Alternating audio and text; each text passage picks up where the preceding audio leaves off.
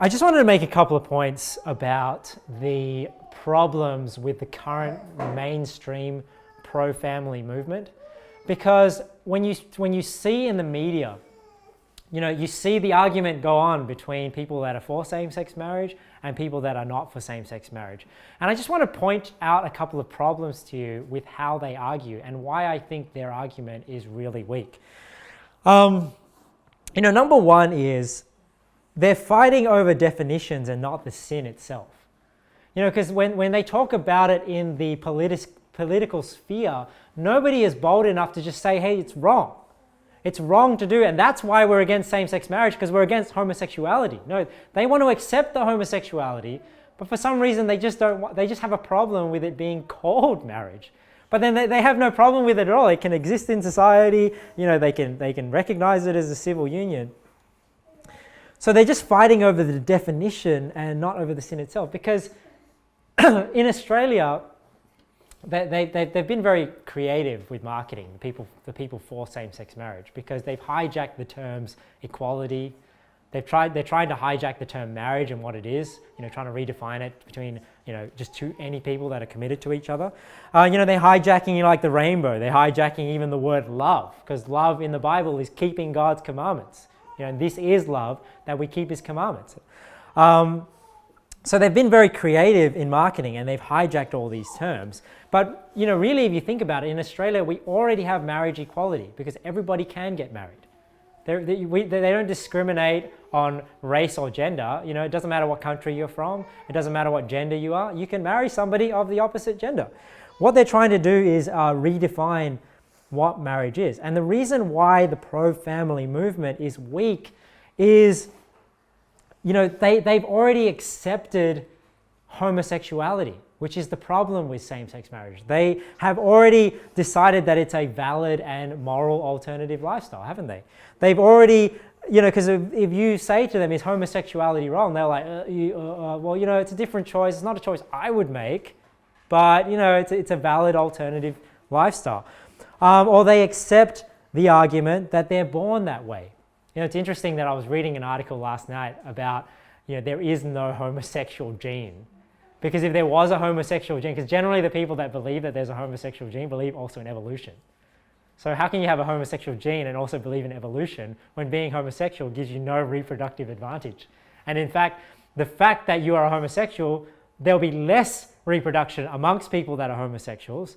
And eventually, after a few generations, that gene should have already died out because they can't reproduce.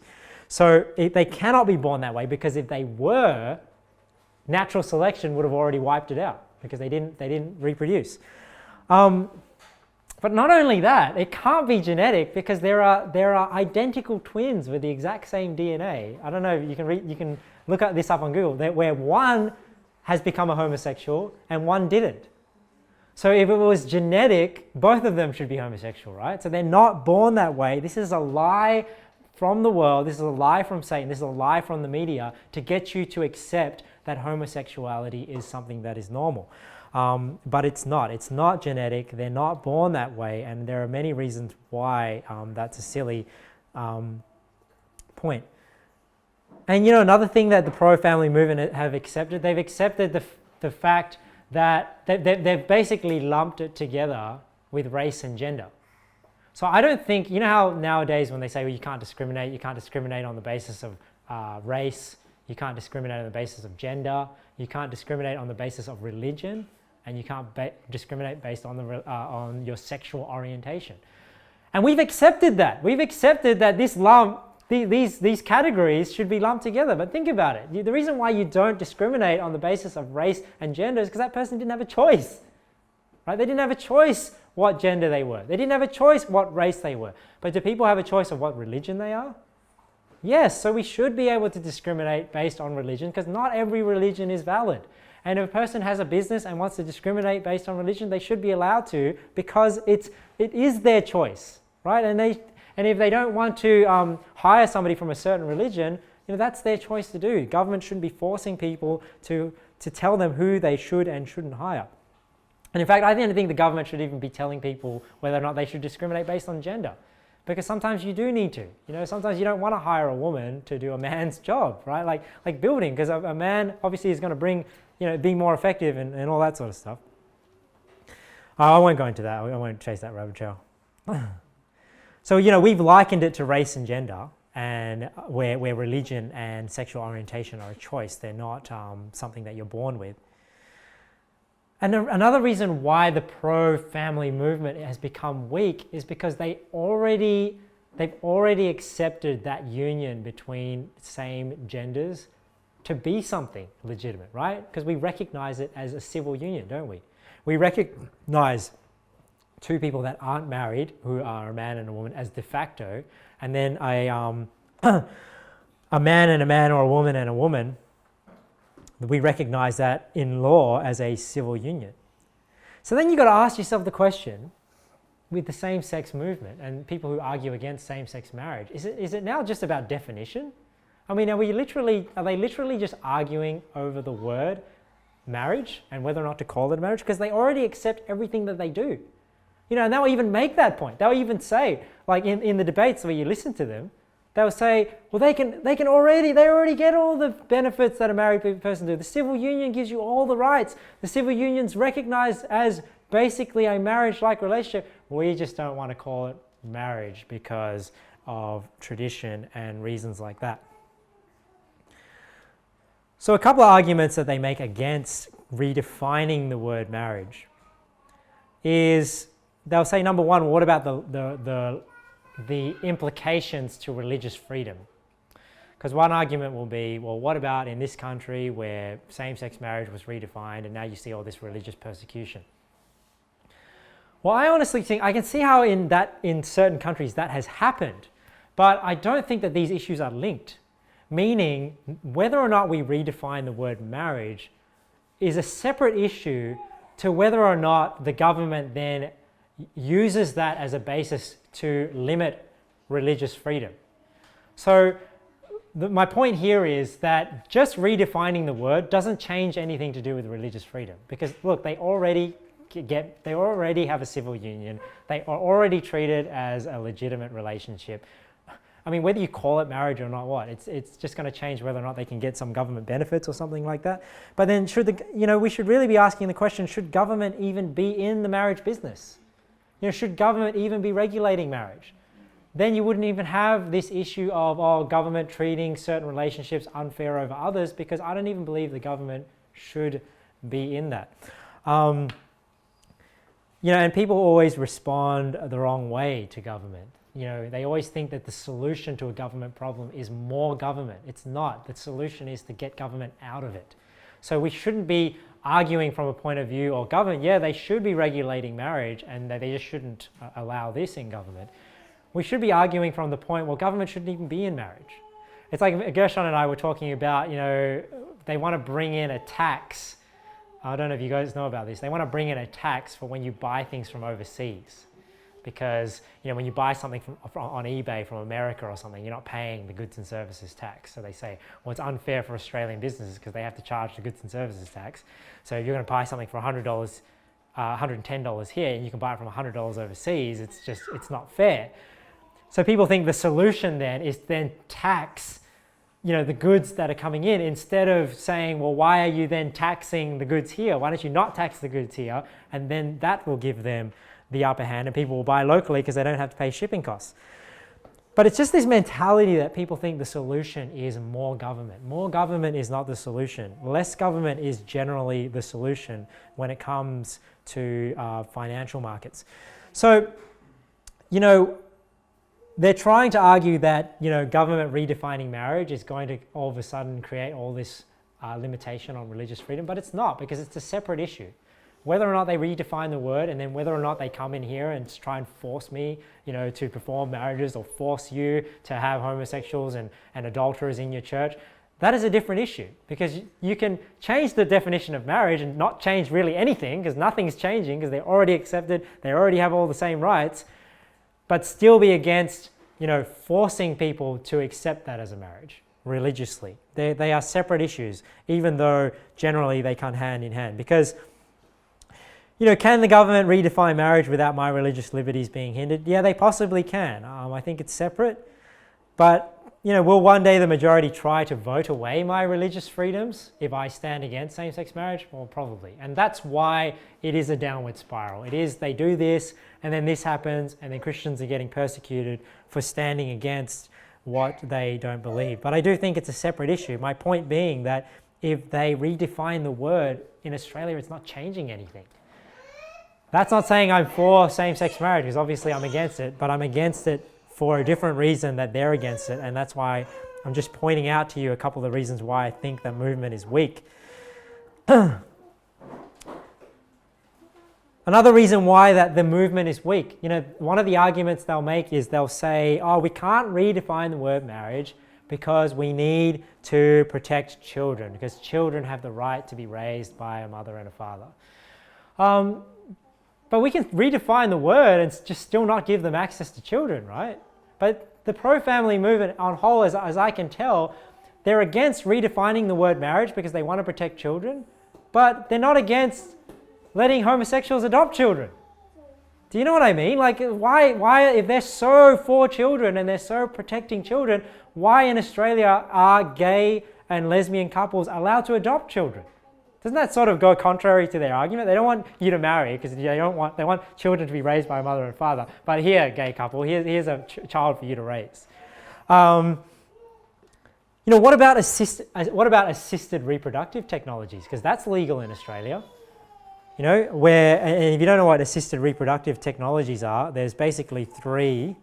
One is artificial insemination, which is basically injecting, a man's seed into a woman and then her own seed, and it's basically like a surrogacy. Then you have in vitro fertilization. So in vitro fertilization is really wicked when you know what it is, and a lot of people go and use it not really knowing about it. But in vitro fertilization is basically they give a woman a hormone to make her produce more than one egg. And then they harvest those eggs from her ovaries, right? So they have all these eggs. And then they take the seed from a man and then they fertilize those eggs in a petri dish. So these eggs are getting fertilized. They are creating life in a Frankenstein kind of way and creating babies, because we believe life begins at conception. But it's only the babies that are strong enough to even survive get injected back into the woman to be fertilized in her womb. And then they throw the rest into the garbage, I guess. These babies that they have created. So they are murdering a bunch of babies in order to get one baby. Because some of those babies don't even survive in the womb in the end because of how it's being done. And this is why you hear about these couples. You hear about couples and they're like 7 children, 8 children, and you're just like, whoa, how is that even possible? It's not possible. It's possible because they're doing IVF and they're killing all these babies and they're just trying to give them the highest chance of having a baby. And then they have like 7, 8, 12 children because that's not normal. That's not natural. So that's what in vitro fertilization is. And full and gestational surrogacy is when you use IVF. You use in vitro fertilization, but then it's implanted into a woman that's not going to take the child. So that's probably what like a gay man and man couple would do. They would use the surrogacy because then they would do the IVF and then put it in another woman and then take that child from them, basically, or purchase them. Now, what is my position on assisted reproductive technology? Well, I'm against all of them because all of them are morally wrong. Artificial insemination is basically, you're perverting that relationship and then you're giving that child to parents that are not their parents. Because when you artificially inseminate, the lady that you're artificially inseminating into is the mother of that child. And then you give that child to somebody else who's not the biological mother and child. And then, where are the rights of the child? Where are the rights of the child to be raised by their biological mother and father? Who are you to decide who the mother of that child should be when they have a biological mother and father? So artificial insemination is wrong. I mean, in vitro fertilization, I already talked to you about that. That's wrong as well. And then full and gestational surrogacy is wrong because you're taking it again. You're basically commoditizing children. Do you know what I mean? When you're for these assisted reproductive technologies, basically what you're doing is you are turning children into a product that can be bought and sold like animals. You just breed them and then just sell them off to whoever wants to buy them. That's not what God intended, because God designed the family unit because that child is meant to be raised by their mother and father, and he wants that. And all these artificial ways of producing children are basically destroying that foundational block that God has designed and that we should all be striving for. You know, Penny Wong, I don't know if you've heard of Penny Wong. Penny Wong is a lesbian member of parliament in South Australia, and she recently participated in a debate against this guy called Bernardi or something like that on same-sex marriage. And you know, I don't think, even though I agree with all the points that Bernardi made, because of all the reasons I'm listening to you here, he has a weak argument, right? Because they're arguing over the definition of marriage, and he's making all these points, and he made the point about children. Well, somebody else made the point to Penny Wong about children, and basically she wrote an article or made a statement saying, you know, memo to this person, I think it was Eric, it says memo to Eric, we've already got children. And this is the point I'm trying to make. If they're trying to say, hey, we don't want you to redefine marriage because we want to protect children, here's Penny Wong, a lesbian member of parliament. She's already got 2 daughters. But how does she get those 2 daughters? With IVF, right? She had IVF and implanted it into her partner. Her partner gave birth to these 2 daughters. And, you know, what they really should be saying and taking a stand is, you know, you have 2 daughters, but you're not the real mother. You know, you're not the father. Those 2 girls have fathers that Penny Wong has denied them of, because in the name of human rights, and she's so, she's so obsessed with her own right to have children, she's not even thinking about, you know, stripping these girls away from their biological father, not even giving them a choice whether or not they want to have a biological father and mother, and then just raising them in this perverted relationship. And this woman, Penny Wong, she's at the forefront of the same-sex marriage debate, you know, because she's a member of parliament, she's respected, and she has children already. She's like their poster child for redefining same-sex marriage. But you might say, well, what about adoption? Because adoption, you're giving a child to somebody who's not their mother or their father. Yeah, but see, adoption is an exception. You know, adoption is when, you know, maybe the parents die or whatever, and now you have a child without their biological mother and father. But the whole idea of adoption is to put them in the situation that is as similar to what is natural, not creating them to adopt them. I mean, that would be wicked, right? I mean, if you're creating children just to adopt them, that's what these assisted reproductive technologies do. You're creating children in this Frankenstein method just to deny them from their mother and children. Because nobody would say that adoption is ideal. I mean, it's a scenario that you couldn't help, and then now you're helping this child that is not in this ideal scenario, whereas nowadays they're creating this scenario. So, you know, 1, they're just arguing about the definition. Number 2, they're saying it's about the children when they're not consistent, because they allow all these things to happen where children are given to people that aren't their parents anyway, and they're not fighting that. And number 3, the movement says it's about family stability. And they say, well, we can't redefine marriage because then we're sort of like not promoting family stability and blah, blah, blah. Well, if that's the case, why are they not against adultery? Why are they not against fornication? You know, why are they not against no-fault divorce? So in the conversation about redefining same-sex marriage, or marriage to include same-sex couples, they're not bringing these points up.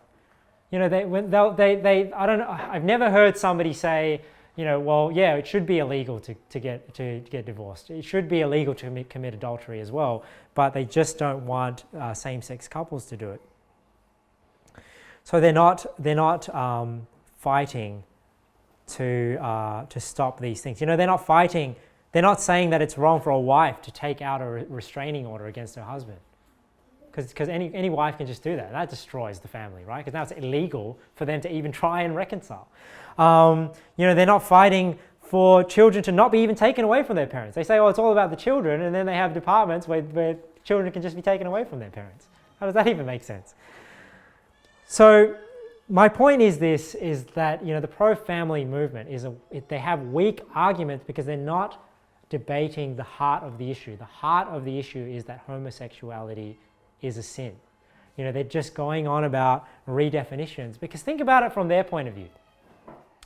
If you're a same-sex couple and you already are recognized as legitimate, your love is recognized as legitimate, your relationship is recognized legally, then to me, like, it makes sense. Like, it's almost like I support their argument, because if you're already going to recognize it, then and legally they're already treated the same, then why are you discriminating against them? Why are you not recognizing them as marriage when you already technically do? Do you know what I mean? Whereas that's not the issue. The reason why we're not recognizing it is because homosexuality is wrong.